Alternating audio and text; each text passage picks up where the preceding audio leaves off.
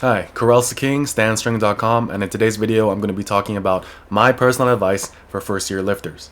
So during your first year of training, because a lot of times I'll see people say like, oh yeah, I've been very consistent, and they've only been going for about 3 to 6 months. In 3 to 6 months you can make a lot of gains, but I don't think that's enough time for you to call yourself a consistent lifter. If you really want to be consistent, like, you need to have a program and you need to be going to the gym for a year. So commit to going to the gym for a year. And during that year, what I want you to focus on is a couple things. The first thing I want you to focus on when you're trying to get get to that point of going to the gym for an entire year is, first, fall in love with the gym. Fall in love with training. Like, if you love what you do, you're going to be consistent and you're going to keep showing up. And that's going to be one of the most important things with your training, regardless of your goal, your focus, or whatever. If you just keep showing up, you're going to make progress. That's the main thing. So I'm not a big fan of like this relativism, like everything will work, so just do whatever you want when you go into the gym. The thing is, you want to be trying to serve yourself in the best way possible and try to be as efficient and as intelligent as possible as you are working out. So, but you also want to temper that and balance that out with doing what you enjoy. So that's one of the first parts about falling in love with the gym. The next thing that you can do to make sure that you fall in love with the gym is avoid burning out. So you're a beginner. You don't need to go super hard. You don't need to follow these really hard training programs.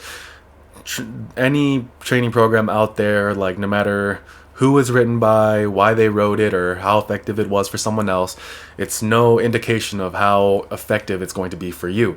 So if it's a really intense program, that doesn't mean you're going to get really quick, really intense gains quickly. That's not what it means.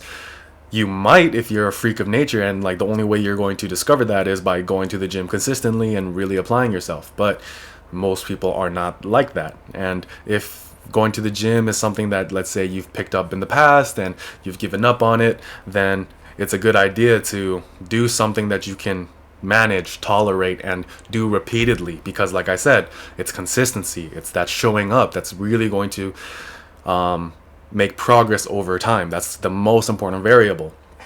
It's not how much volume you do, it's not about how much intensity you do, it's the fact that you just keep applying yourself. So you have to play the long game when you're trying to fulfill that first year of lifting, when you're trying to fall in love with the gym, fall in love with training, because if you love it, you're going to keep doing it. So the next thing that you want to be considering when how should I be consistent or how can I be consistent is, set a number of times you can work out a week and make sure you hit that number all the time. Oftentimes I see people aim too high, and that's why they fail. They're just like, well, I really want to hit my goal, so I'm ready to work out 5 to 6 days a week, but they don't really understand like what kind of commitment that is for them, because they never really took stock about where they're at in their life. So a lot of times people think that once they have a goal, it's just the ride from A to B. The problem is, and this is the biggest problem I see, a lot of people don't know that you first have to get to point A. You don't know if you're there yet, and you have to kind of make sure that you're there. So oftentimes, like, whether you're a first year lifter who, like, you're a college student, you're a white collar worker, you have a desk job, or high school, if you're starting out in high school, like, the kid in high school, he's probably not going to have nearly as much of a time commitment as someone who has more commitments, like, let's say if they have kids and, like I said, a job. So you kind of have to take a gauge and like really examine like what's your life like right now, what kind of time can you afford, and is it reasonable to be consistent with a 5 times a week, 6 times a week workout program. And since you're a beginner, I don't think it's necessary, but if you want to, if you like to, and if you can stick to it, I'm not going to stop you. But I think it's more reasonable that if you're a beginner, you're just trying to get your first year of lifting, 3 to 4 workouts a week. If you can hit that, you're good. And if there's really extreme circumstances, twice a week is fine also.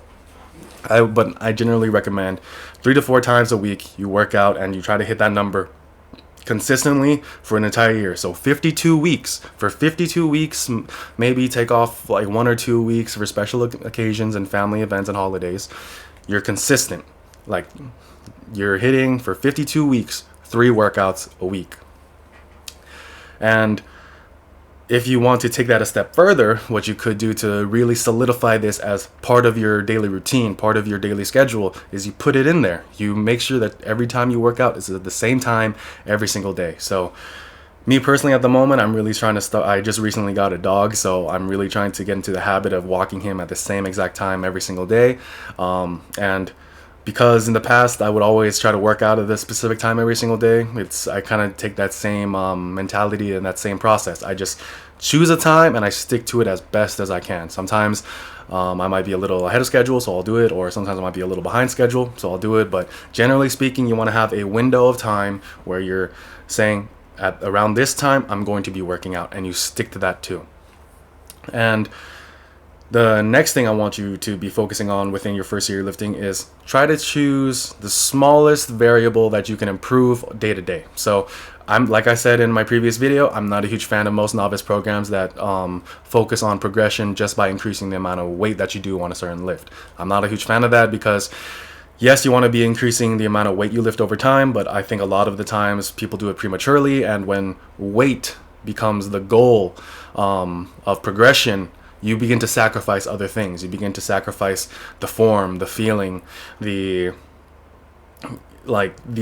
technical aspect of it. If you're a beginner, the one thing I really think is important for you is you want to be making sure that you're getting better at what you're doing, and don't define better on one variable such as lifting more weight. So if you're choosing a variable such as I'm able to do one more rep, I think that's a bit more appropriate. If you're doing a variable where like you're hitting like you have better form, better technical form on a lift, that's another variable of improvement. So ask a friend, ask a trainer who's available at the gym, and just ask like, hey, how does my form look on this? And like if they tell you like week to week it's getting better, that's a form of progress each week. That's, I think, a more responsible form of progress for a beginner.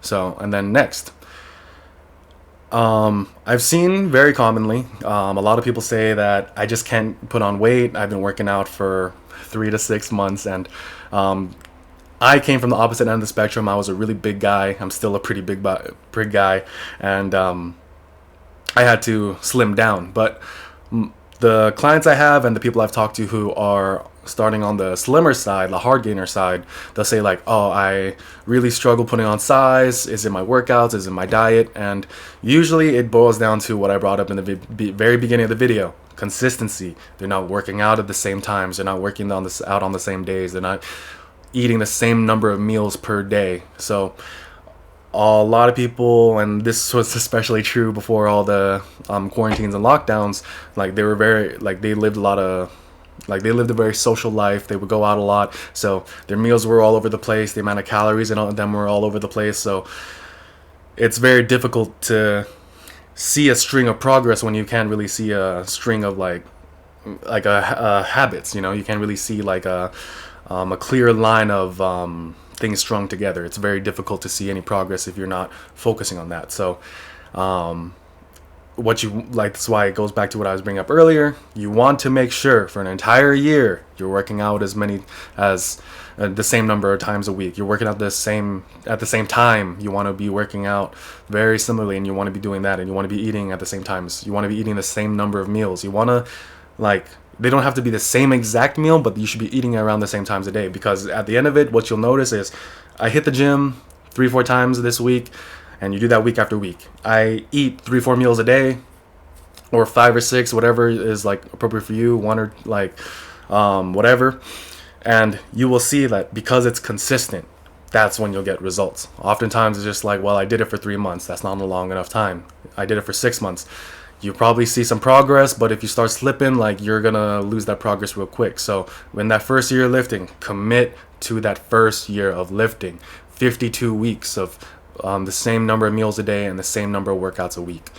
And then somewhere in there, I'll be making more videos on this topic about where to add weight, where to progress in your sets and reps. And I will be posting my own novice program for those first year lifters that will be modular and will be something that you can grow into other programs that you can start making for yourself. Because one goal that I have for this channel is that people are able to program for themselves. So I am a personal trainer. I would love to sell more services and love to sell more programs. However, I don't want to lock this knowledge behind paywalls or anything like that. So I'll be making free content, and I'll also be making content that people can buy, or I will be available for online coaching and online training as well. So hopefully you liked the video. Hopefully you found it useful. Hopefully you use this advice, because this is the advice that I have found worked really, really well for a lot of my clients. If it works for you, I'm really proud of you. Really good. That's really good. So that's all for today. Have a good day. Check me out on stanstrength.com. Be posting articles up on there. Like the video and subscribe. Have a good one.